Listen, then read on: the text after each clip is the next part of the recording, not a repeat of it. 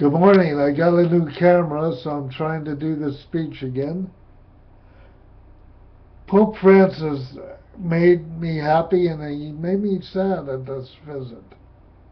I think it was great that the Pope came and unified millions of Catholics. He got Congress to shut up and listen and not be rude to one another for a while. That was great. When he kissed Michael, the boy with severe cerebral palsy, that it could have been me. My parents were told that I was going to be like him when I was younger.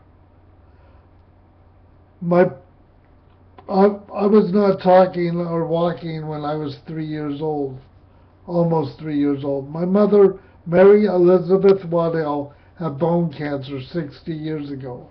She knew she was dying, and she went to pray for me at Lourdes, France, and came home and died a few days later on Good Friday. 6 or 8 weeks later, I started walking, talking.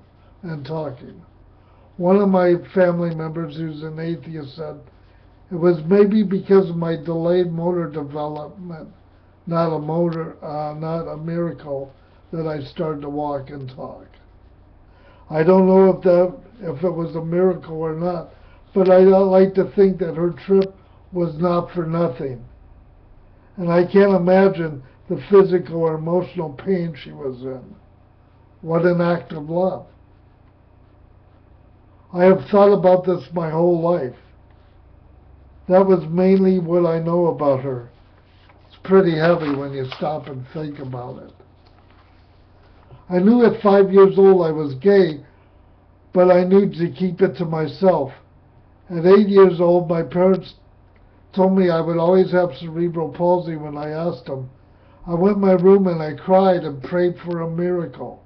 Told God I would love him with my heart and soul. Just make me like my brothers and sisters.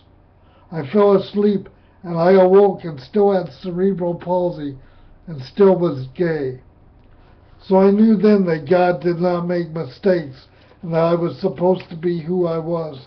I never cried about cerebral palsy in respect to God, but I have in respect to society.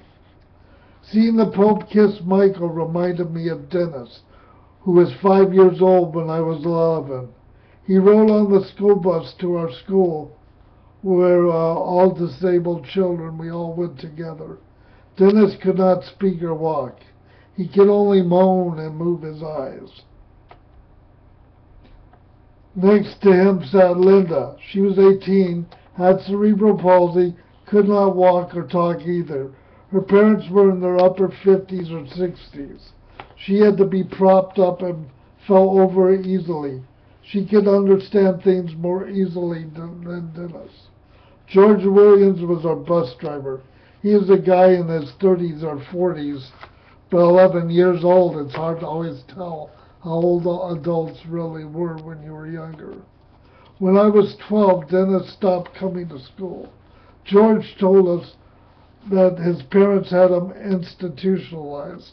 The second year, when they put him on the bus, all he would do is cry.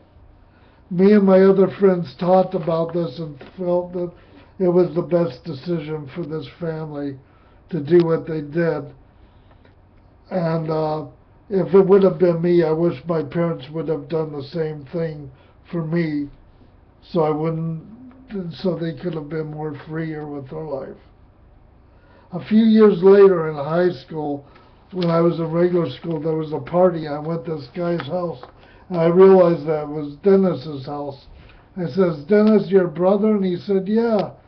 And I asked him how he was doing, and he said he was happy where he was, but I didn't want to pry, so I just respected his privacy and left it at that. Ever since I was 5 years old, I've never wanted to be a pain in the ass to my family or friends, so I've always been really independent and stubborn. The Pope was great. He brought people together. He talked about the sex abuse of the bishops. He talked about being kind of loving towards one another. I was sad he did not talk about the gay issue of being gay. It's no secret that many priests are gay, but most gay priests would never think of abusing a child, just like most gay adults would never think of abusing a child. Takes me back to fourth grade in CCD class. I asked how God would feel about a man loving another man, and the teacher quoted from the Bible and told me I would go to hell. Two bully tormentors were in the class, and I had to make a joke because they made my life hell already, and the fact if they thought I was gay, it would have been a lot worse.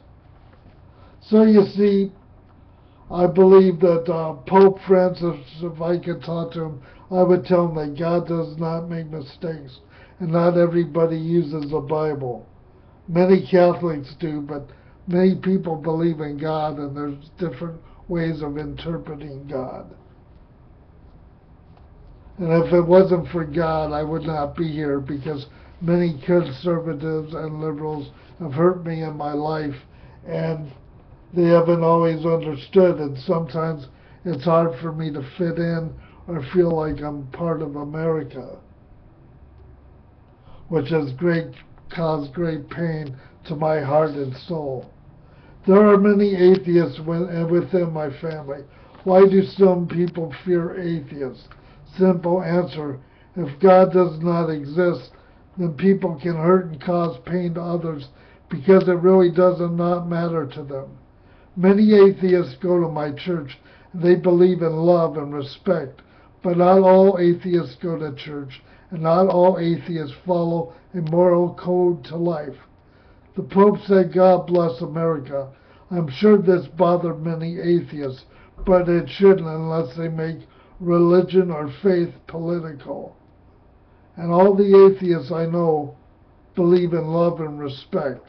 And America is not a nation where all people have to believe in God to be a good American. A month ago, I was talking to a friend from church, and Bill said I should write a book. I started Dark Secrets, and I think the title made people nervous. That was like 20 years ago. Then I got a new computer. I pretty much self-taught on the computer. The other day, a woman I know who had been on heavy drugs said God saved her and does not believe in organized religion. She said she felt I was a psychic on my postings on Facebook. She said I tell the truth and don't try to be an asshole about it. She too said I should write a book. I do videos now, and if someday anybody ever wants to show me the money and maybe help me with videos or be a ghostwriter, maybe someday I will. To keep my sanity, I say to the Pope and liberals and conservatives or universal Unitarians or others who don't understand my journey, at least God knows the truth and my perception of God. Pope Francis and others who believe in God, I wish people would believe in God would understand he does not make mistakes in this life.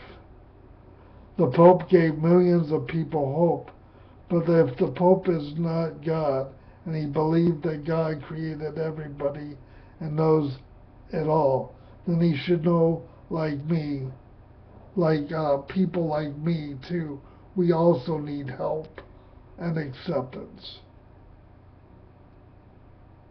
And also, if God created all life and he knows all, did he not create the atheist? And only he would know the reasoning behind this. Some would say this is not possible. Either God knows it all and he created all, or he didn't, if you believe in God. I have always thought about God, why he doesn't exist and why he does exist, for at least the last 55 years of my 62 years on this planet. I just became aware that the Pope supposedly talked to Kim Davis. He said that for her to be strong, he did not say that all her beliefs were right for everybody. So we have to stop and think about the press and what we hear and see every day. Well, these are a few thoughts from the Pope. Peace and love. Have a great day.